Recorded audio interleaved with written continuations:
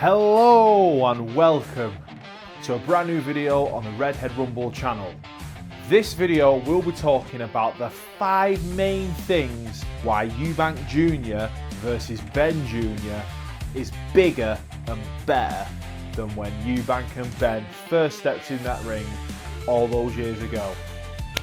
So sit tight, relax, get yourself a drink, and let me tell you guys exactly why this fight is being built as one of the most pivotal and monumental cards in British boxing history.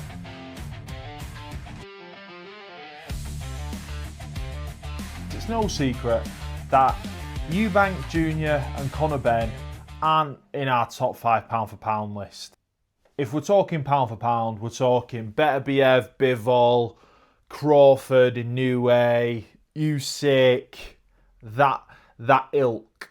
These guys just aren't at that stage. But what they do provide is entertainment. They have that showbiz factor. It's almost Misfits-like in the sense of this. Because, let's face it, Conor Benn has had some impressive wins against people like Vargas, Fonseca. I'm struggling. Eubank Jr. though, every time he seems to have stepped up to a great level fighter, he's never just pushed past it. He fought Arthur Abraham far too late. He got beat by Billy Joe in what was you could contest the decision on that fight. That goes without saying. He fought Liam Smith twice. He got beat up the first time and fought an injured Liam Smith the second time. And now all of a sudden, he's named his price and we're back on with the biggest fight in Britain, bar Fury Joshua. Now it's important to mention that this is purely opinion based. Make sure you let me know what you think of my list and my 5 reasons, and if you've got any more reasons, make sure you get them down there. Number 1, social media. It's fair to say, listen, the dads when they fought back in the day, they fought in front of millions of people on ITV. Your viewing figures were going to be anything from 7 million upwards. However, once that fight had finished, once the card had finished and we rolled onto the news on Granada afterwards, or, they put Match of the Day on afterwards, that stopped. Our interaction, our connection with that fighter then stopped. So it's not like today where Conor Benn will tell me that he's signed a brand new deal with Everlast, or Chris Eubank Jr telling me about his next gen clothing line once he's on my TV. Chris Eubank Sr and Nigel Benn didn't get that.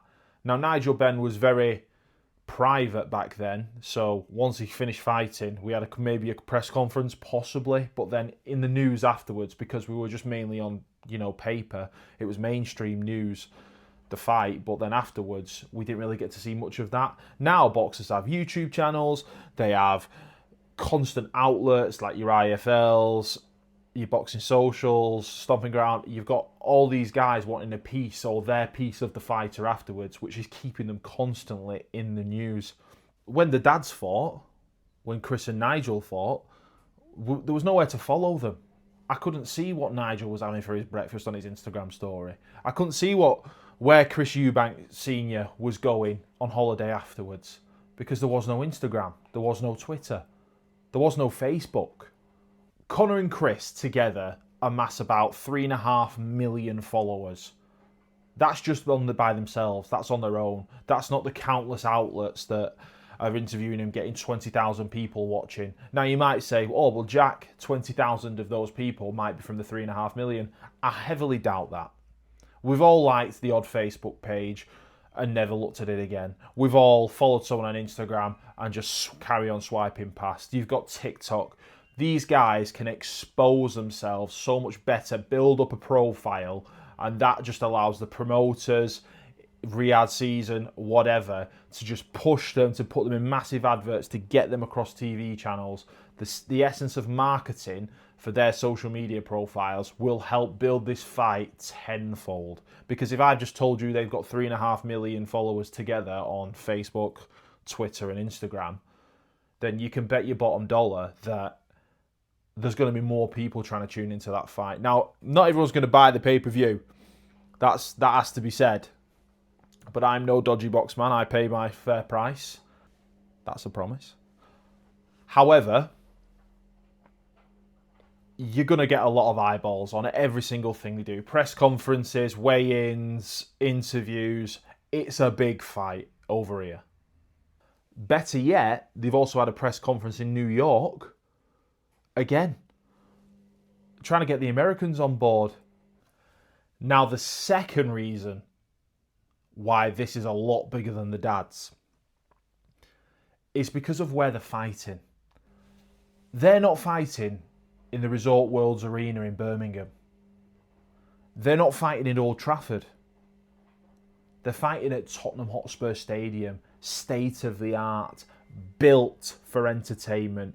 Because let's have it right, no offence to Tottenham Hotspur, but we're not going there for the football, are we? It's built for these events. It's fan friendly, gets everyone down into London. People are going to watch it in the pub as well. It's just a massive fight. Apparently, there was 113,000 people waiting in the queue just to try and get a ticket to this. 90,000, probably trying to push it to 95,000 in the stadium on the night. Could be the biggest attendance in boxing history, UK-based, of a fight. So, like I mentioned, Nigel and Chris, they fought at Old Trafford, then we had the draw, never got the third. But the first fight was in Birmingham because the profiles weren't big enough then. Obviously, after that, they built upon the second, went to Old Trafford. There was nowhere bigger after that. There wasn't. And they both went each different way. So, again, you know for a fact, if Chris and Conor have this fight now, what's going to happen is, because we already know there's a rematch clause, so what's going to happen is they're going straight to Tottenham, and if the second one's close, or the first one is close, or they're both close, I mean, this is all a lot of what ifs or maybes, but you goddamn well know that they're going to do the trilogy. And you know that they're going to try and put more bums on seats. The only other place they could possibly do it would be Wembley. Now, the third thing on this list, and it's sad to mention, but we've got to talk about Eggs Benedict, sorry Conor, the drug scandal. This is the one thing that has, until we got definitive answers off, VADA, UK anti-doping, WBC, BBOC, we were all in the lurch. No one knew what was going on. Probably Conor Benn did and his legal team, who you have to say and compliment did a great job in trying to get him back in. But the guy spent millions of pounds trying to clear his name. And there's still going to be fans saying that he doesn't deserve to box. He's a PED cheat. My opinion on it is simple. Why wouldn't you, as a young man, when he was, because let's talk it, he was early 20s, why wouldn't you, as a lad in his early 20s, in his boxing career, when this happened, he was looking at sort of a 4-year ban, 2 to 4 year ban. If it were me, granted it changes the way you're marketed in the future, why would he spend, quoted by him, almost £1 million to try and clear your own name?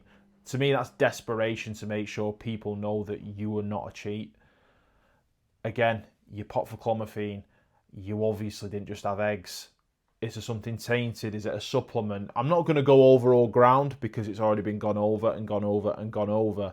But what I would say is that this fight wouldn't be as big if it wasn't for this. We'd have already had a fight by now. We might have had a dodgy result. Chris Eubank Jr. might have said, oh, there's no way I'm going near that, not touching that with a barge pole. I mean, to be honest with you, the limits that they had Chris Eubank Jr. going to in the first fight at that 160 mark was disgraceful. We all seen the pictures of Chris Eubank Jr. on the morning of. He looked drained, gaunt, skeleton-like. He didn't look healthy. And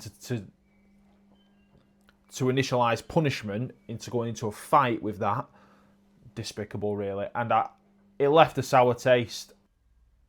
Keep that one in mind, because that was a really, really bad instance of how I'd say UK boxing failed a fighter, personally.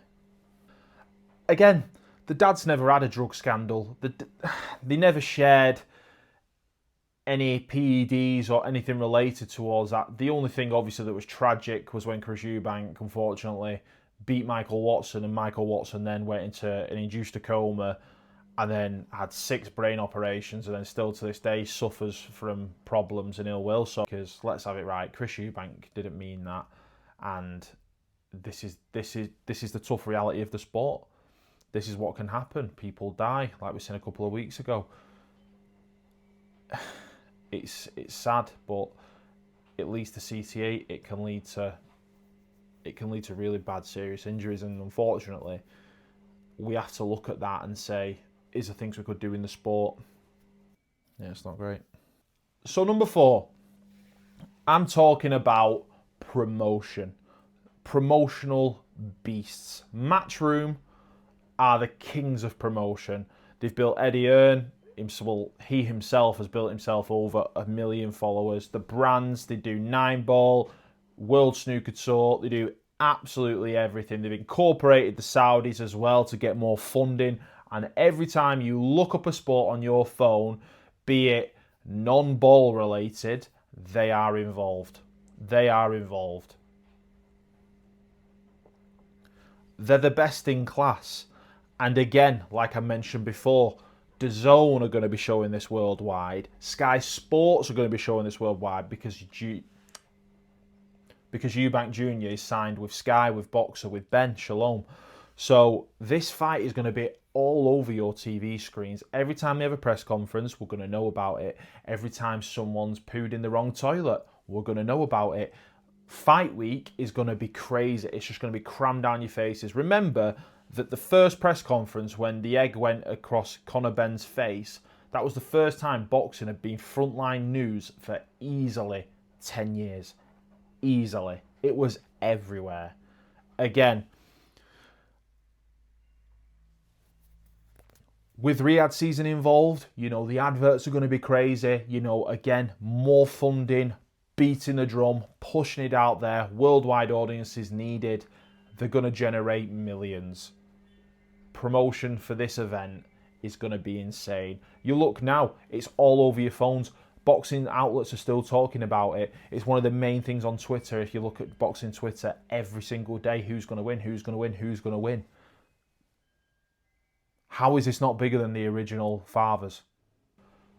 When the dads fought, it's fair to say that there was a lot of promotion because it was easy to promote back then. If you think about it, if you could get something on TV, everyone sat and had the tea in front of it. No one had a phone in their hand looking at something else. Again, papers. Everyone bought a paper. That was their one source of being able to get the news every day. So if you were on the back page of the paper, best chances are that people are tuning into you on Saturday night. But you cannot compare that to the conglomerate businesses that are paying millions to pump this into your algorithms on your phone, algorithms on YouTube, everywhere. This is going to be internet everywhere, TV everywhere. They're going to make so much money from this event. And fair play, and I hope the fighters get a lot from this as well. And then number 5, they've got each other. Both these guys have a rematch included in their clauses. They've got a rematch clause in the contracts. It's all signed. So if one person doesn't like the give up of the fight or the results of the fight, they go again. So they've got each other boxed in for 2, really. Unless the first fight's an absolute stinker, then they'll probably bin it off. The money that they're going to make this time around means that they're going to want to make this again. You ain't going to get this size of purse unless Canelo comes for Chris Eubank Jr., which apparently is on the cards. And then what does Conor Benn do? Conor Benn's fairly high up in the WBC rankings, but what does that offer anyone else? Conor Benn is not going to get this kind of payday against any of the champions that he could fight. With Conor Benn being high only in the WBC rankings, really, he's never going to make enough money against Barrios. He won't be able to recreate the purse he gets for this against Barrios because Barrios will be the A side. So Conor Benn saying, I'm going for World Championship honours. No, you're not, mate. You're going to want to fight again with Chris Eubank Jr. It's literally money in your back pocket. You'll do the exact same thing again. We'll get the same interest. It's so easy for them to just have a trilogy now. Conor Benn's got more of a chance because Eubank Jr is older. Again, they're holding his hydration clause in, so he's not going to be able to put so much weight on after he's weighed in on the morning of the fight. And Eubank Jr, better boxer, if we're being fair. Also, Conor Benn, what level do we think he's at? Because we don't really know what level Eubank Jr is at. Besides the point, they've got each other. That is why. That is the number. That is the fifth reason. With the dads, it was entirely different because we had such a long time in between the two fights that they had originally, and then the second one obviously was a draw. Eubank won the first one, 9th round, but then the second one was a draw. We never got that trilogy fight. I think maybe people wanted a bit too much money, so they had to go fight other people. You know the rest. Eubank Jr. goes and gets knocked out by Calzaghe. It wasn't really the ending that we all wanted for either guy. We wanted them to face each other again, but we never got it. And therefore, if I see Eubank Jr versus Benn Jr 3 times, or I can see it multiple times, that is why it's bigger than them, because the second fight was huge, but we didn't get enough. We wanted more. It ended in a draw, and we were let down as the boxing public. So if you enjoyed this video, please be sure to like, subscribe, and follow the channel for more. Please, if you can, hit the ring doorbell on that bad boy. Yep, Ring, sponsor me soon.